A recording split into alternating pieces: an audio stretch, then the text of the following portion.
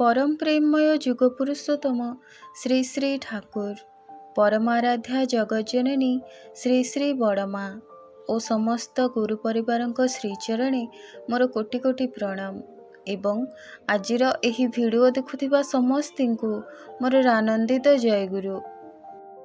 जो संतान माने ठीक भावरे चलती नहीं सेमानंकु ठाकुर स्थान दियंती बा काहेकि आजिर आलोचना मध्य देई ताहा आमे जानिबा। तेबे वीडियो को शेष पर्यंत देखा चेष्टा करिवे। जदि वीडियोटी भल लगे तेबे चैनलटी को सब्सक्राइब करने पई भूलिबेनी। आलोचना प्रसंग प्रथम खंड। पिलाटीर ना अरुण खूब अन्याय करने कारणरू ठाकुर ताकू बेस करी गोटिए मारिले। उपस्थित थिबा सकल भक्त माने ठाकुरंकर एहिपरि रागिबार भाव देखि भयरे थरहर। आउ एहार टिके परे ही ठाकुरंकर पुणी सेही शांत मुखमंडल। सेतेबेले ठाकुरंको देखि काहारी बुझिबार जोर नाही जे टिके पूर्वरु ठाकुर भीषण रागिथिले बोली। एहारी भितरे राधारमण दादा आसी उपस्थित हेले, जे कि अरुणर बापा। तांको देखि श्री श्री ठाकुर बारंबार की कहिले माँ बापांको उपरे ही सबु किछि निर्भर करे। जेतबेले शासन करिबा दरकार सेतबेले शासन करती नहीं। जेतबेले निजर असुविधा हुए निजे विरक्ति हुअंती सेतबेले सह्य करि न पारि राग बसरे अଯଥା शासन करती। आमे बोधे पुओ झियंकर मंगल चाहुना। बापा जेतबेले पिलांकु शासन करिबाकु जाआंती माँ पिलांक आगरे बापांकु गाली मंद करती। बापा मध्य माँ को गाली मंद करती। तापरे हुए दुहिंक मध्यरे जुक्ति तर्क। एहार परे पिलांक सम्मुखरे ही हुए तो बापा माँ को मारिबाकु जाआंती। तेबे एई रकमर परिवेश भितरे पुओ झियो कण भल होई पारंती? भविष्यत नष्ट होई जाए सेमानंकर। लेखापड़ा हेउ बा न हेउ पिलामानंकर अभ्यास और व्यवहार ठीक करि देई पारिले ही हेला। एई जिनिसटा 4-5 वर्ष मध्यरे ही तैयारी करिदेबाकु हुए। नहेले जेते बेसी बयस हुए सेते ही असुविधा।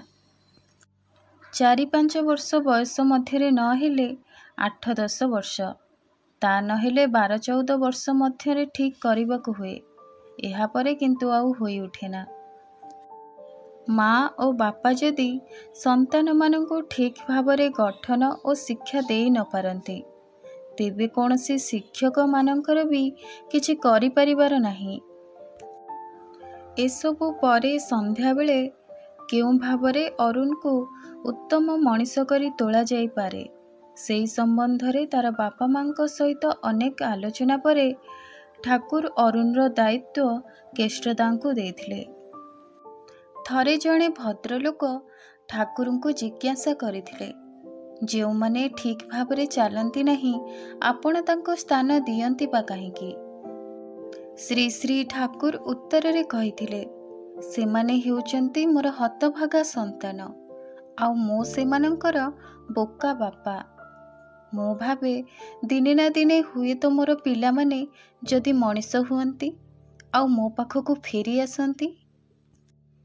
आहुरी भी ठाकुर संतान मानंकर चरित्र गठन उद्देश्य रे कुहंती। पितामाता निजे आचरण न करी पुओ झियो मानंकु उपदेश देबा भली दुर्बुद्धि आउ बोधे नाही। बापा हुए तो निजर गुरुजन मानंकु देखाई पुओ को कहउचंती तांको प्रणाम कर, अथच निजे प्रणाम करंती नहीं। एई जिनिसटा बड़ खराब। माँ हुए तो संतान मानंको सम्मुखरे बापांको असम्मान सूचक कथा कहउछंती। बापा मध्य माँ को मारुछंती। सेठारे संतान जे खराब हेबो ही हेबो से संबंधरे कौनसी संदेह नहीं। बापा माँ पिला मानंको कुहंती सत्य कथा कहिबो हेले निजे मिथ्या कथा कुहंती। एपरि हेले पिला मानंको मुंडरे गोटाए फाट भली सृष्टि हुए। एहा से सहजरे विनयन करि पारंती नहीं। तेणु प्रथमे निजे करी तापरे संतान मानंको कहिबाकु हुए, तेबे ही फल हुए।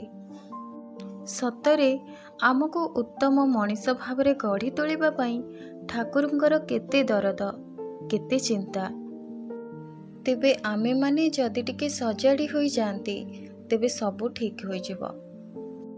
ଆଜିର ଇଷ୍ଟ ପ୍ରସଙ୍ଗ ଏଇଠାରେ ଶେଷ କରୁଛି। ଆପଣମାନଙ୍କୁ ପ୍ରସଙ୍ଗଟି କିପରି ଲାଗିଲା ନିଶ୍ଚୟ ଜଣାଇବେ। ରହୁଛି, ପୁଣି ଆସିବି ଏକ ନୂଆ ପ୍ରସଙ୍ଗ ସହିତ। ସେ ପର୍ଯ୍ୟନ୍ତ ଆପଣ ସମସ୍ତଙ୍କୁ ଜୟଗୁରୁ।